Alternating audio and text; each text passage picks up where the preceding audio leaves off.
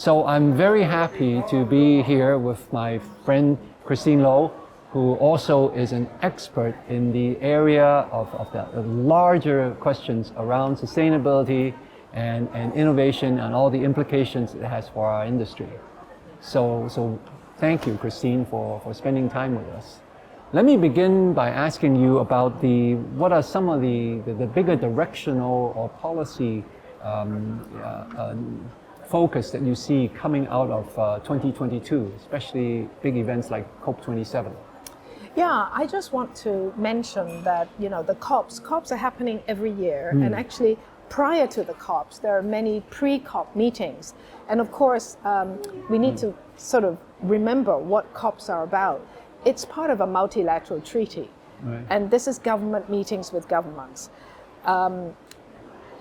It's verification, I think, for the world that the Paris Agreement, which all governments have signed on to, it's now one of the key drivers for sustainability around the world. So the point I want to make is, this is now an annual thing.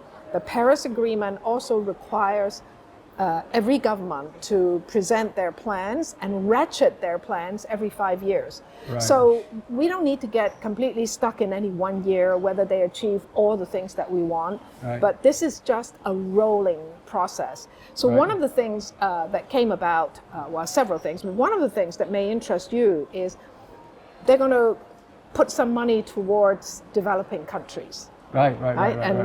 So I think that's a good thing. But of course, we must recognize that it's at a multilateral level.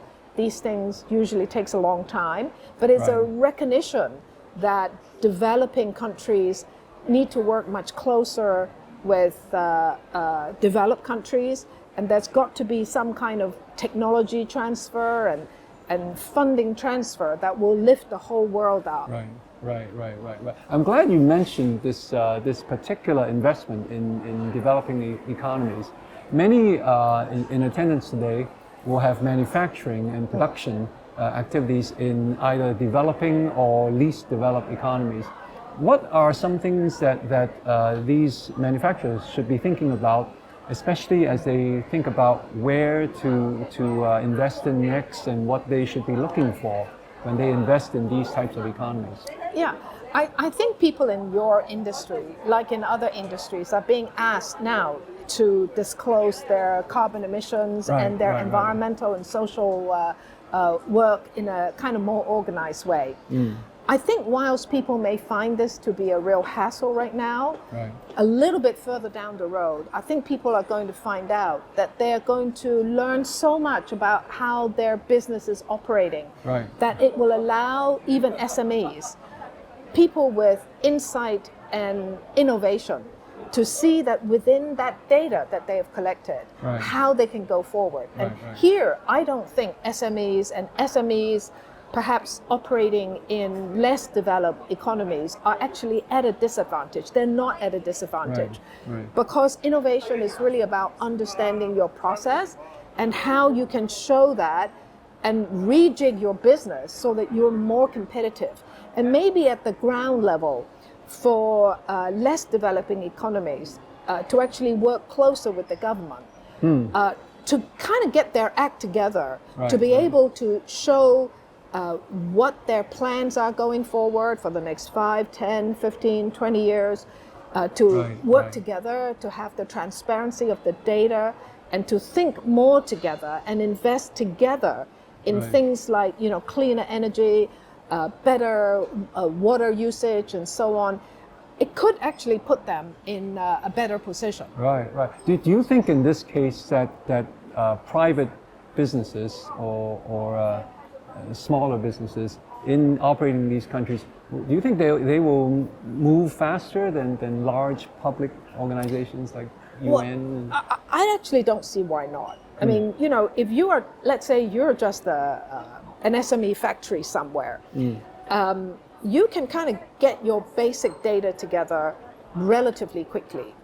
And one of the things that you can do today is even you can go digital. And the investment in digital is already beginning to happen during the COVID time because there was no choice.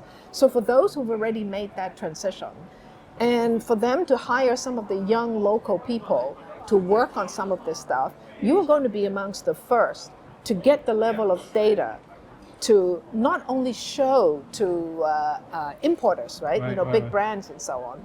What I'm trying to say is innovative business entrepreneurs are going to be able to see from that data some new way of maximizing or optimizing or reducing, whatever it is that they should to make them more competitive.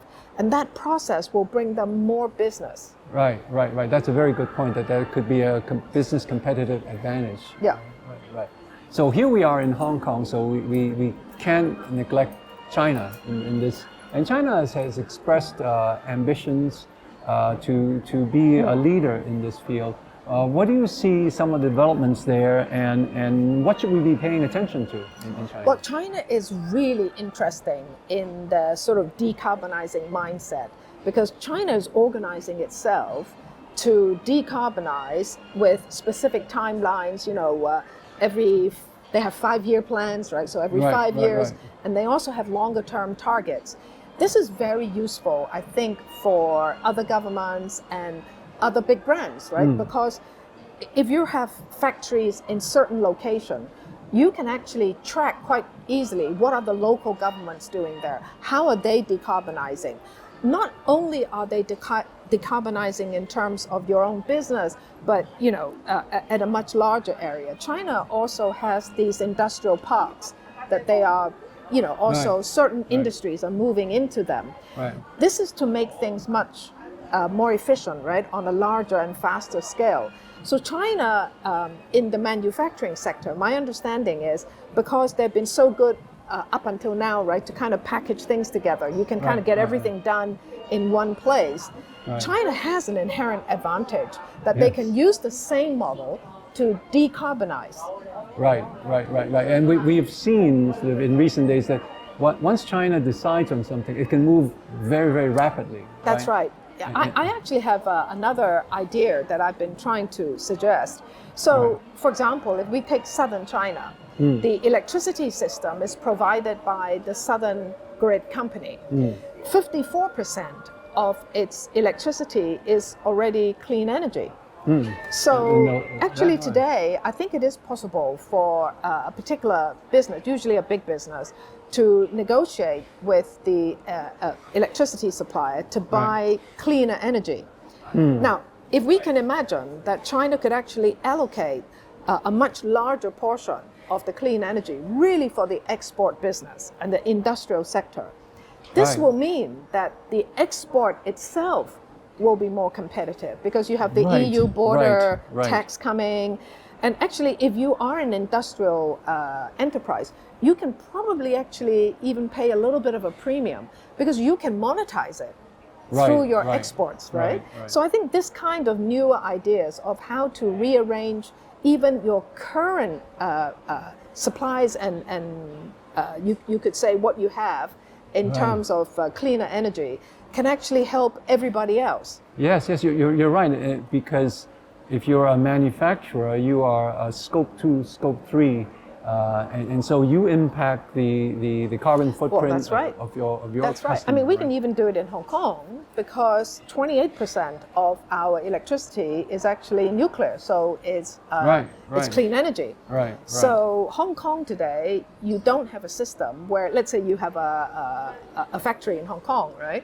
You can't actually say to your power supplier, I'd like to buy only clean energy. It's just distributed to kind of everybody. But if we can actually apportion the cleaner energy for our industries and our commercial business, because as a personal household user, I can't actually monetize it.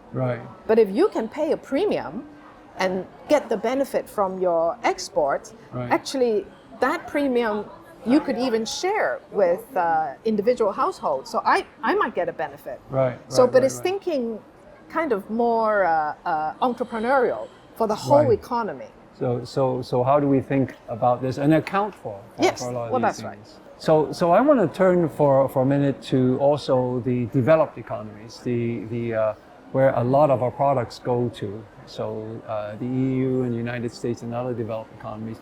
More and more we see emerging or coming legislation around extended user responsibilities. So if you make it or import it, you have to deal with it, you have to recycle it, you can't landfill or incinerate these products.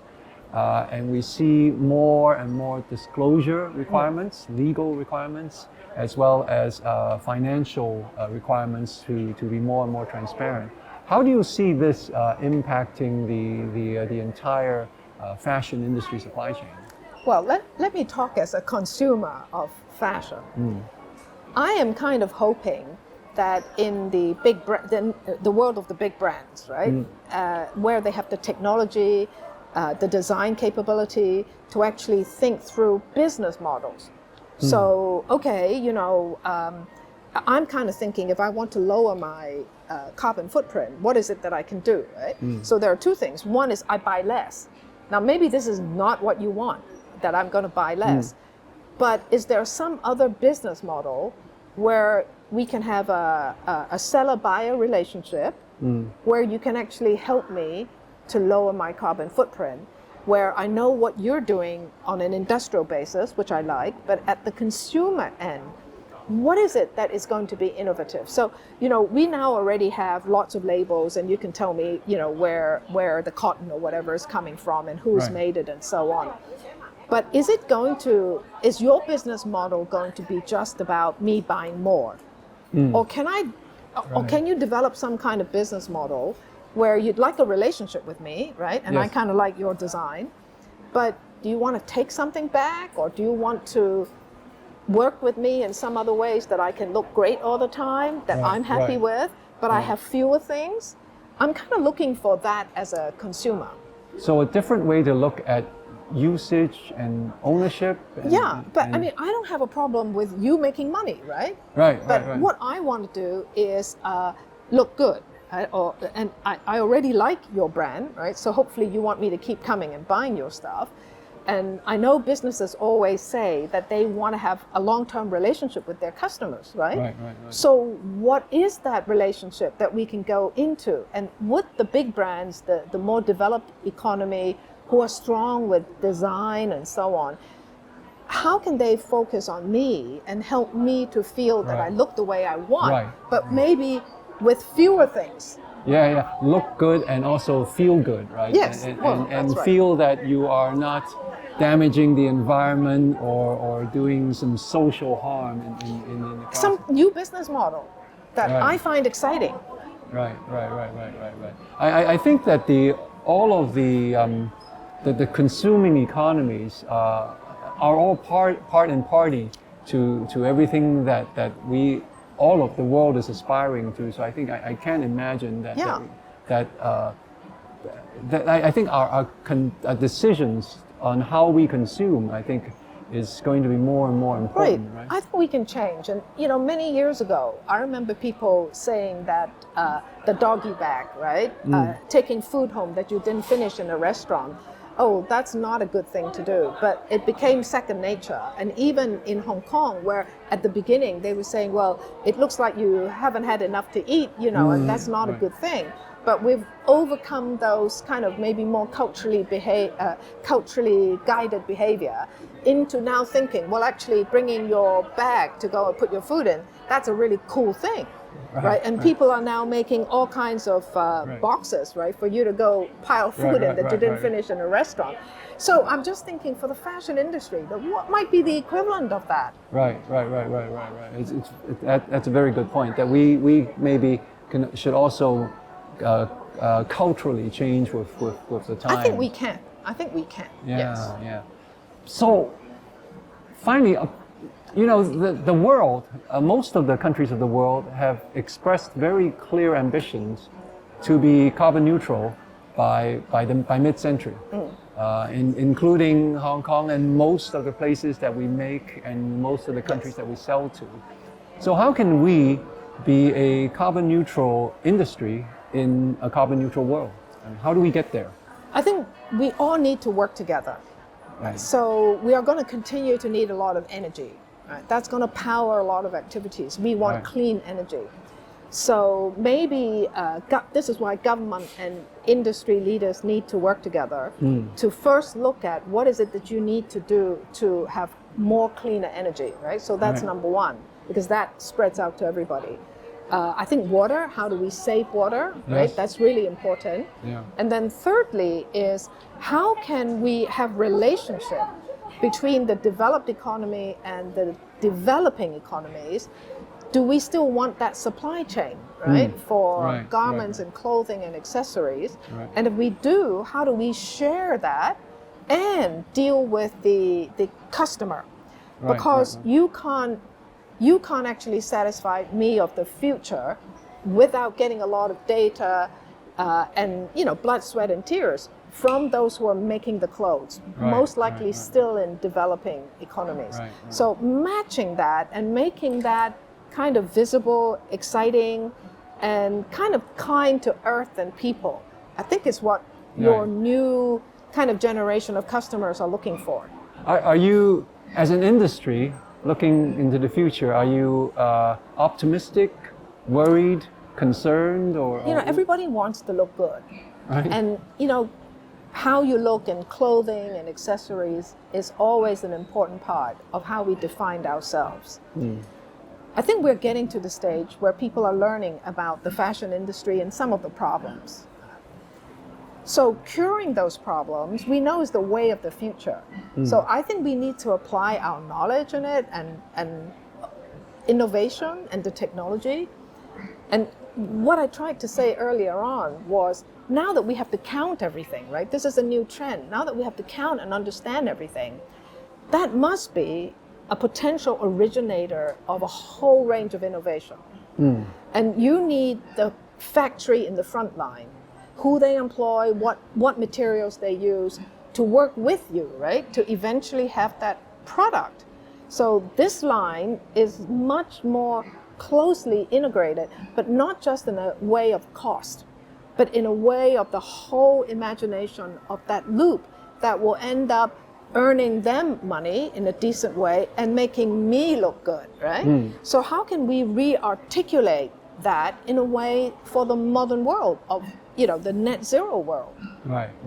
That's a perfect place for us to have this, to finish off this conversation with Christine. Thank you very much for spending time with us today. Thank you.